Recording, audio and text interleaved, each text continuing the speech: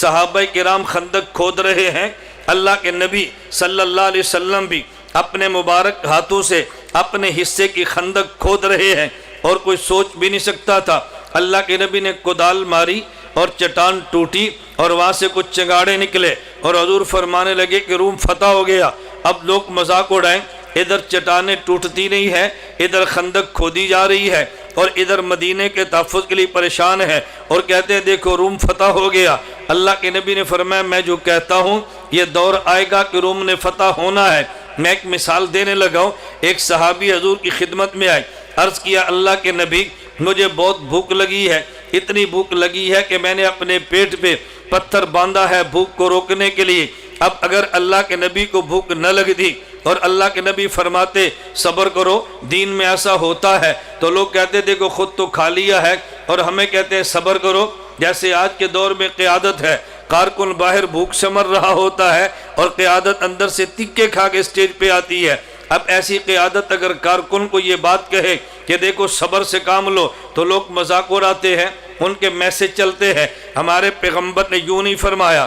اگر پیغمبر کے کارکن صحابی نے اپنا پیٹ دکھایا کہ میں نے پتھر باندھا ہے، اللہ کے نبی نے فرمایا یہ میرے کپڑے کو اٹھا کر دیکھو، میرے پیٹ پہ ایک پتھر نہیں میں نے 2 پتھر باندھے ہیں، میں نے 1 پتھر نہیں میں نے 2 پتھر باندھے ہیں۔ اب اللہ کے پیغمبر اپنے پیٹ پہ پتھر باندھے ہیں، اس کا مطلب پیغمبر کو بھوک کا احساس ہے۔ تو جب اپنی بھوک کا احساس ہوگا تو اللہ کے نبی امت کی بھوک کا احساس بھی فرما سکتے ہیں۔ خدا نے ان سارے مراحل سے گزارا ہے۔ میں ایک بات سمجھانے کے لیے اور عرض کرتا ہوں، صرف بات ذہن نشین فرما لیں۔ اللہ کے نبی کو اللہ نے حکم دیے، اور جس طرح ہمیں حکم دیے خدا نے کچھ احکام براہ راست خطاب کر کے اپنے پیغمبر کو دیے۔ آپ نے کئی بار اس سورت کی تلاوت کی ہے، سورۃ الضحیٰ۔ اللہ نے اپنے نبی کو حکم دیے اما الیتیم فلا تقہر، پیغمبر آپ نے یتیم کو ڈانٹنا نہیں ہے۔ پھر اللہ نے نبی کو حکم دیا اما السائل فلا تنہر، میرے پیغمبر آپ نے مانگنے والے کو آپ نے جھڑکنا اور ڈانٹنا نہیں ہے۔ یہ 2 حکم دیے، لیکن ان 2 حکم دینے سے قبل اللہ نے پیغمبر کا ماضی پیغمبر کے سامنے پیش کیا۔ فرمایا الم یجدک یتیما فآویٰ، اے پیغمبر اپنے بچپن کو ذہن میں رکھنا، آج یتیم تیرے پاس آیا تھا تو میرے پیغمبر کبھی آپ بھی تو یتیم تھے، اپنے یتیمی کو ذہن میں رکھنا۔ اب فرمایا کہ یتیم کو آپ نے جھڑکنا نہیں ہے۔ اللہ نے فرمایا وَوَجَدَكَ عَائِلًا فَأَغْنَىٰ، میرے پیغمبر آپ کے علم میں ہے، آپ کے پاس دولت نہیں تھی، ہم نے عطا کی ہے۔ اب اگر سائل آیا اما السائل فلا تنہر، اب آپ نے سائل کو ڈانٹنا نہیں ہے۔ اللہ نے پہلے پیغمبر کو یتیمی یاد کرائی ہے، پہلے پیغمبر کو غربت یاد دلائی ہے، اور پھر یتیم کو ڈانٹنے اور سائل کو جھڑکنے سے منع کیا ہے۔ پہلے پیغمبر کو ان سارے احوال سے گزارا ہے۔ اگر ان احوال سے نہ گزارتے پیغمبر پھر بھی جو بات فرماتے آمنا وصدقنا، ہمیں سر بچشم قبول تھی، لیکن کوئی بندہ یہ کہہ سکتا تھا اللہ کے نبی ان احوال سے خود گزرتے تو پھر سمجھ آتی یہ کام کتنا مشکل ہے۔ اللہ کے رسول صلی اللہ علیہ وسلم کو خدا نے ان سارے مراحل سے گزارا ہے۔ اگر آپ اپنی گھر کی زندگی دیکھ لیں، شوہر اور بیوی کے آپس میں تعلق موجود ہے، شوہر اور بیوی کو کیسے رہنا چاہیے۔ اللہ کے پیغمبر نے نکاح نہ کیا ہوتا، اللہ کے پیغمبر فرماتے تم بیوی کی کڑوی برداشت کرو، بیوی کی فلاں بات برداشت کرو، اگر بیوی کچھ کہہ دے تو تمہیں صبر کرنا چاہیے۔ اللہ کے نبی فرما دیتے تو کوئی پیغمبر کی تعلیمات کا منکر اعتراض کر سکتا تھا۔ حضور آپ نے نکاح کیا ہوتا، بیوی کی بات سنی ہوتی تو پھر آپ کو سمجھ آتی کہ بات کتنی مشکل ہے۔ اللہ کے پیغمبر نے 1 نکاح نہیں، خدا نے 11 نکاح کروائے ہیں۔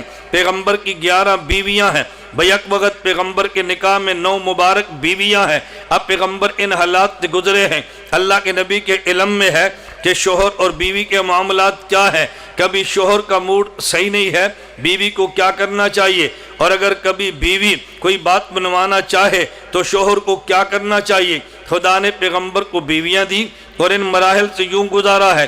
میں صرف ایک واقعہ پیش کرتا ہوں۔ ام المومنین امی عائشہ رضی اللہ تعالی عنہا کو اللہ کے نبی فرمانے لگے اے عائشہ جب تو مجھ سے خوش ہوتی ہے مجھے تب بھی پتہ چلتا ہے، جب تو خوش نہیں ہوتی مجھے تب بھی پتہ چلتا ہے۔ ام المومن امی عائشہ نے عرض کیا حضور وہ کیسے؟ اللہ کے نبی فرمانے لگے عائشہ جب تو مجھے یہ کہتی ہے رب محمد کی قسم میں سمجھتا ہوں عائشہ آج خوش ہے، اور جب تو کہتی ہے رب ابراہیم کی قسم تو میں سمجھتا ہوں کہ آج عائشہ خوش نہیں ہے، آج عائشہ خوش نہیں ہے۔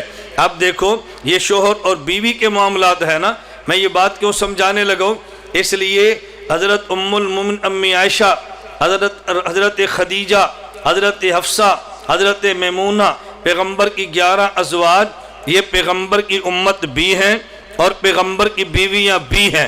بحیثیت امتی زندگی اور ہے اور بحیثیت بیوی زندگی اور ہے۔ آدمی جتنا بڑا ہو اس کے گھر میں جو بیوی ہے اس کے معاملات شوہر کے ساتھ وہ نہیں ہوں گے کہ جو عام آدمی کے ہیں۔ اس لیے بڑے آدمی کا بھی شک پڑتا ہے، میری بیوی اور میری عظمت کا خیال نہیں کرتی، میری بیوی اور میرا احترام یوں نہیں کرتی جیسے لوگ باہر والے کرتے ہیں۔ بھائی باہر والوں کا تعلق آپ سے اور ہے اور گھر میں رہنے والی اہلیہ کا تعلق اور ہے۔ یہی وجہ اللہ نے قرآن کریم میں فرمایا یا ایھا الذین آمنوا لا ترفعوا اصواتکم فوق صوت النبی، دیکھو تمہاری آواز پیغمبر کی زبان، پیغمبر کی آواز سے اونچی نہ ہو وگرنہ تمہارے اعمال ضائع ہو جائیں گے۔ حضرت مفسرین فرماتے ہیں یہ حکم عام امت کے لیے ہے، پیغمبر کی بیویوں کے لیے نہیں ہے۔ وہ صرف پیغمبر کی امت نہیں بلکہ پیغمبر کی بیوی بھی ہے، تو بحیثیت بیوی ان کو وہ حق حاصل ہے جو عام امتی کو حق حاصل نہیں ہے۔ میں یہ بات سمجھا رہا تھا